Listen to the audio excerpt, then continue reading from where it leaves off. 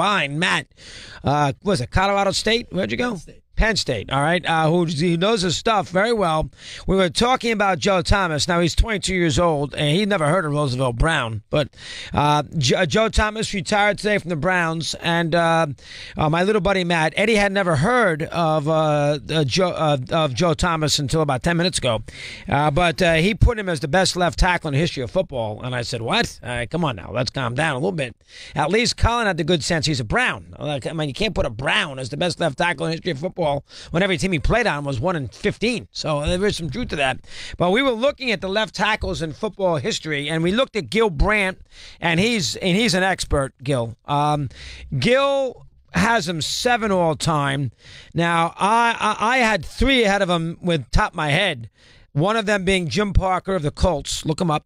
Roosevelt Brown of the Giants, look him up. Anthony Munoz of the Bengals, we all know who he is. Those 3 alone were 9-time All-Pros. Not Pro Bowls, nobody cares. All-Pros, the thing that Ira votes on. 9 times. So that's Munoz, that is Brown, and that is Parker.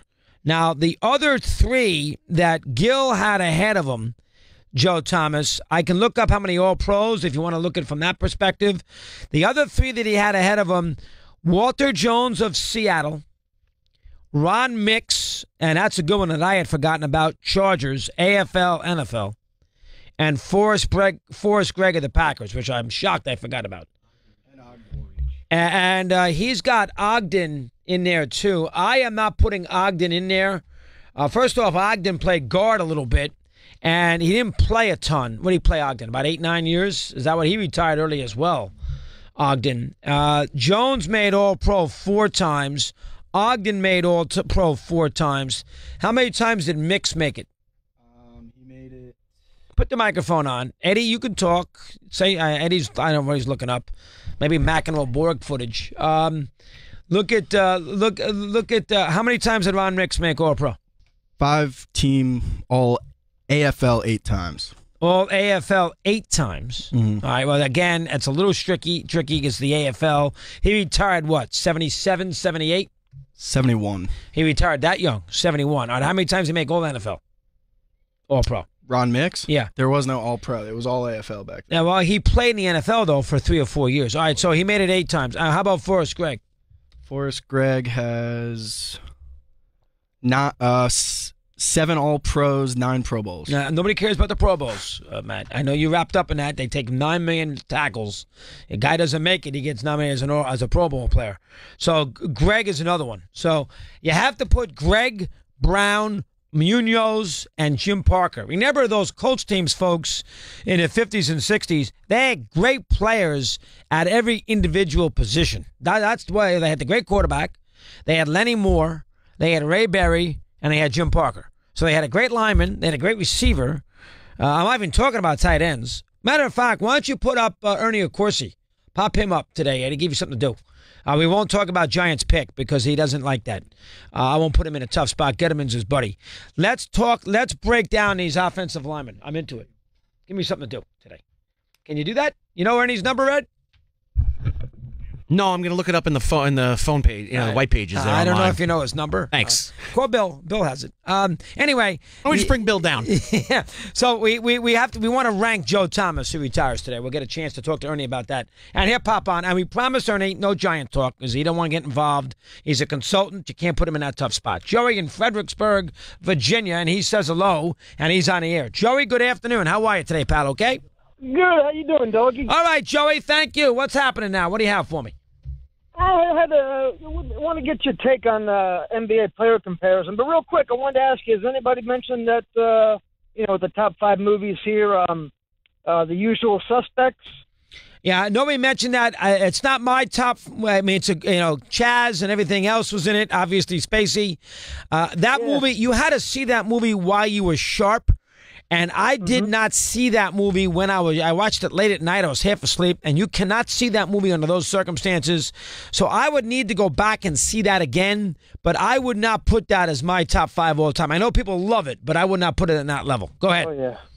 Yeah, I wanted to ask you, so a couple hours ago on the NBA, I was listening on the NBA radio, and they were making the comparison, talking about Russell Westbrook comparing them to Allen Iverson, and, in the way that they're kind of smaller guys or guards that, go all out, and every night they take a beat and they hit the floor, all night long. And so they were kind of comparing the two. But then they said, but, Russell Westbrook's a far better player. And they said, oh, yeah, not even close.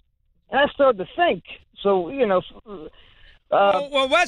Westbrook is a better athlete, and Westbrook does more things than Iverson can do. No, Iverson could lead the league in assists, but Westbrook, we all know he rebounds. He's a machine physically, and Iverson was a little bit of a thing, so it's a little different. Iverson was a much, much better shooter than Westbrook is or ever will be.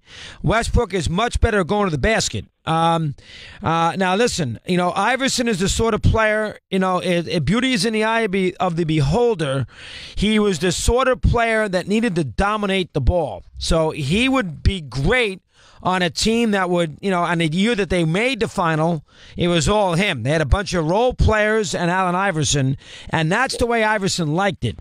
Westbrook, on the other hand, is a guy that fourth quarter, an elimination game on the road in a playoff, obviously in a playoff atmosphere, I would not want running my team. So, I love him up until that point, but I do not want him anywhere near running my offense with the season on the line, because he will shoot poorly.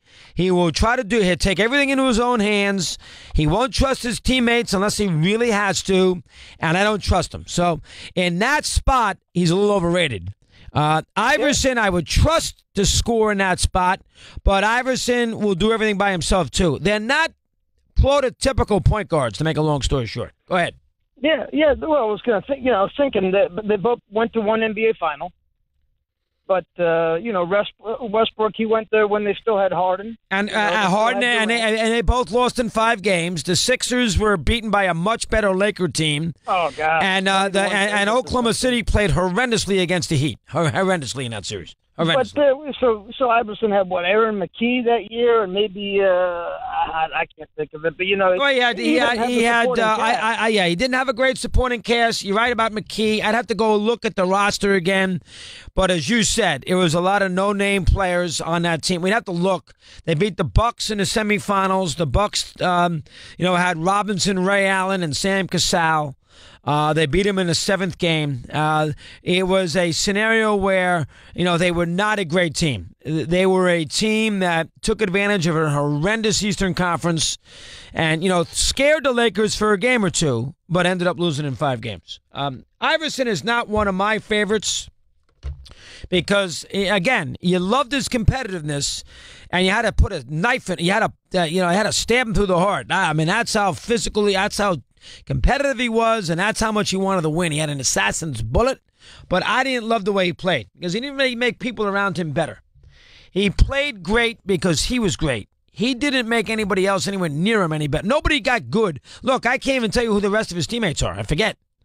I can look it up and that's right. Yeah, that's right.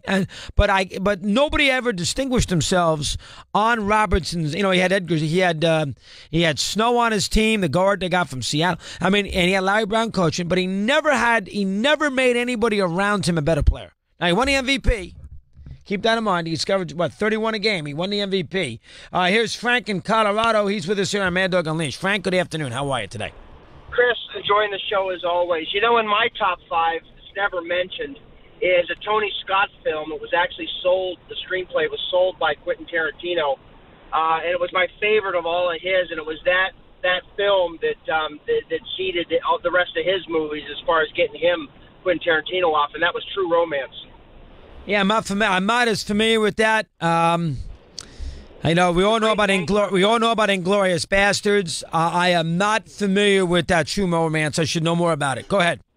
Yeah, great gangster flick. Anyway, I wanted to call up. I'm in 100% agreement with you on Kirk Cousins as far as his ability, where he ranks, and his shortcomings, and why he's not a top 10 quarterback. But I do disagree with you. If you think about it from this standpoint, if you were the general manager of Minnesota, and in your mind as the GM, you saw that you had a 3 to 4 year window because you've got all these great players. I'm listening, Frank. He's got all these great players, and he feels he needs a quarterback to take him over the hump. I'm not going to argue. Cousins is certainly better than Keenan, but he's not all that much better than Keenan, and I wouldn't spend $90 million to see if he can win a playoff game. I wouldn't do it. But in your thinking, though, Chris, if he's the one that's going to get you over the hump and win you the Super Bowl, the money's irrelevant because it's a 3-year deal. But he's never won a playoff game. How do I know he can win a Super Bowl? You don't. But who's better? So you got 3. See, that's my point. You've got 3 years, Chris. You got 3 years. Are you going to take one of the rookies coming out? I don't believe in any of them. You know, who else is out on the market? What is the GM's option? I think Kirk Cousins hit the perfect storm. I think he and his agent probably realized that, and I think he ended up right where he wanted. And the one thing I'll add to this, Chris, is we know what Kirk Cousins is. That being said, I do think that some of his ineptitude, especially from the 20-yard in, has to be Jay Gruden's fault too, because I am not sold on his coaching ability, and Kirk Cousins is in a better situation as far as that's concerned. Well, one thing I would say though, to be fair, Frank, Zimmer's a defensive coach. Gruden's an offensive coach. I mean, it's not like the Vikings. They had Shermer, who did a good job with Keenan. It's not like they got Ernie Zambizzi running that offense. Keep that in mind. So he is a defensive-oriented coach, our little pal there in Zimmer. Steve is in Calgary, Alberta, and he's with us here on Mad Dog Unleashed. Steve? Review it after you did everything. Go ahead, Steve. You're on Mad Dog Unleashed. How are you today? All right, Steve's not paying attention because he's not being discussed and talked to via the producer realm during the time he's on hold. Sorry, I was looking for Ernie. Well, you got 3 guys back there. Figure it out, and that's what happens. There's another lesson. I've told you 2 already. Mute button for the producers. Nobody wants to hear what they have to say. And then when you have a lot of lines, you must continue to correspond and chatter with the callers to make sure he knows that he is up next. Here is Mike. Here is Mike in California. He's with us here on Mad Dog Unleashed. Mike, good afternoon. How are you today? Hey, Chris. Hello, I feel Michael. like you're under the impression. Go ahead. I feel like you're under the impression that the Vikings can just go pluck Aaron Rodgers when they wanted to, and they just picked Kirk Cousins over Aaron Rodgers. But the reality is, Aaron Rodgers wasn't available. None of the other 10 guys on that list that you think are better than him were available. If they were, and they chose Cousins over them, then you're right. But my point is, I live in L.A. I saw Case Keenum 2 years ago. He was brutal. He didn't even look like he belonged. Well, that was with, Goff didn't play well 2 years ago either, and that was with, to be fair, that was with Jeff Fisher, who is not Goff to be. Was a rookie. Okay, what about the year before with Case Keenum? What about the year before with Case Keenum? What about the year before with Case Keenum? What about the year before with Case Keenum? Case Keenum has no track record besides last year.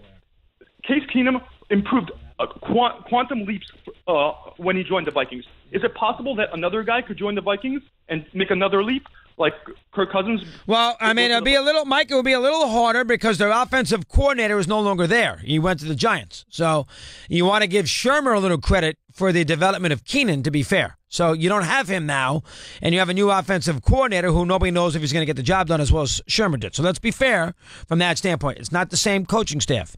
Zimmer is not an offensive coach. Zimmer knows as much about offense as Colin Schmeling does. Not a whole hell of a lot. He's a defensive, hard-nosed, Parcells mode kind of coach. That's what he is. He's not a guy who's going to design plays and figure out a system that best suits Cousins' performance. Again, the best thing you can say about Cousins, and I think it's fair to say, the best thing I will say about him making this move, he did not take the easy way out. The easy way out would have been Arizona or the Jets and take the money. They both had a lot of money and to go there. The harder decision would have gone to Denver or Minnesota. Denver because they've won, Elway and Manning, and he's there at Denver with a, expectation level, and Minnesota coming off an NFC championship game. So I give him credit for that. He could have taken an easy way out, take the money, go to the Jets, no pressure, and he can rise with the team. He did not do that. So he's got some confidence in his ability. I give him that. But I need to see him in a big game, season on the line. 18 after the hour, continuing on Mad Dog Unleashed.